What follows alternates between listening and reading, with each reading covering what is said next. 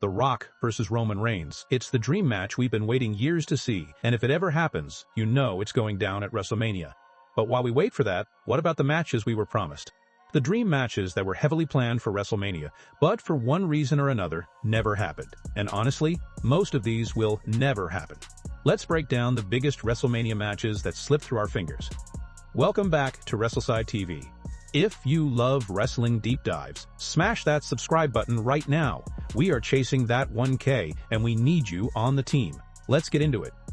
Starting off with a match that was supposed to happen at WrestleMania 40, Brock Lesnar versus the ring general, Gunther. WWE had the whole thing planned out.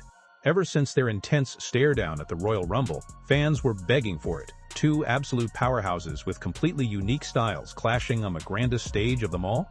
It was money. But then, Brock got caught up in the Vince McMahon controversy, and his return was completely scrapped. Gunther ended up facing Sami Zayn for the Intercontinental title instead, which was a banger. But we all wanted the Beast versus the Ring General. Some rumors say Brock isn't officially retired and WWE might revisit this, but honestly, Brock had a perfect exit putting over Obafemi in NXT. Bringing him back now would just ruin a great retirement. This one is dead in the water. Next up, Shawn Michaels versus Eddie Guerrero for WrestleMania 22. Can you imagine? Mr. WrestleMania versus Latino Heat. Two of the greatest in-ring storytellers of all time. Give HBK any opponent and he'll steal the show. But against Eddie?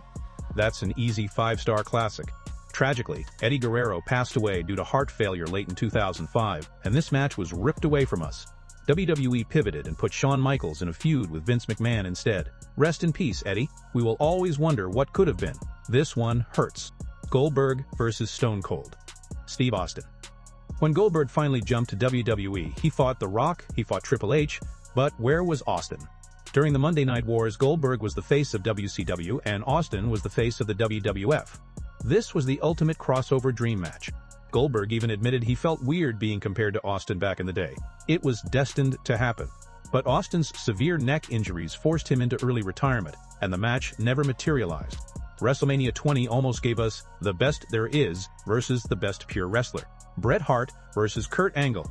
WWE didn't push hard enough for this, leaving it mostly in Kurt's hands. Kurt actually reached out to Bret, but the timing was terrible.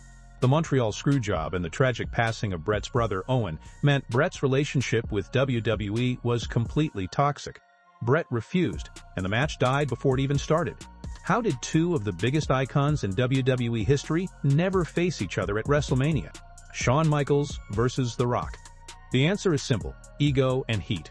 When The Rock first arrived in the late 90s, Shawn Michaels was on top, and he did not help The Rock out. In fact, HBK made things incredibly difficult for him.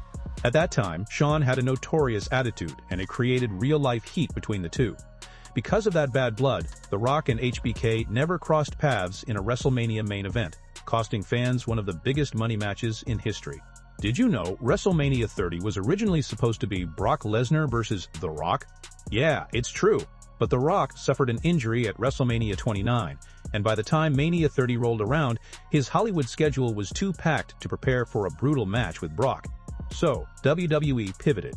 They put Brock against The Undertaker instead and, well, the streak died.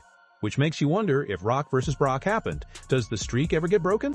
Vince made the call to end the streak at the very last minute, so if Brock was busy fighting the Great One, Taker's streak might still be alive today. AJ Styles versus Shawn Michaels at WrestleMania 33. Another missed masterpiece.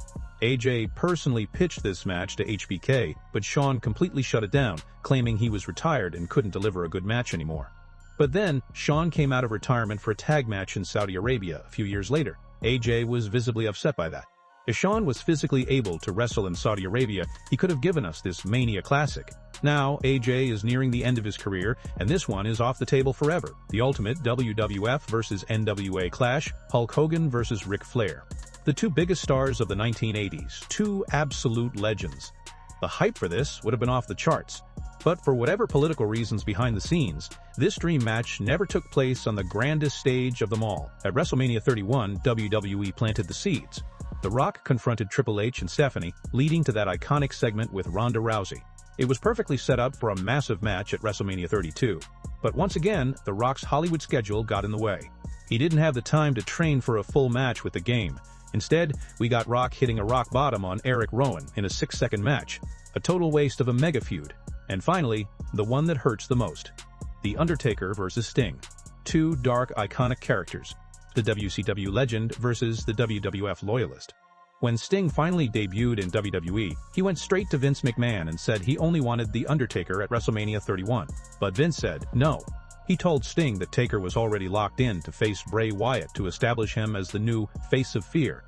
So instead of the Ultimate Dream match, we got Sting versus Triple H.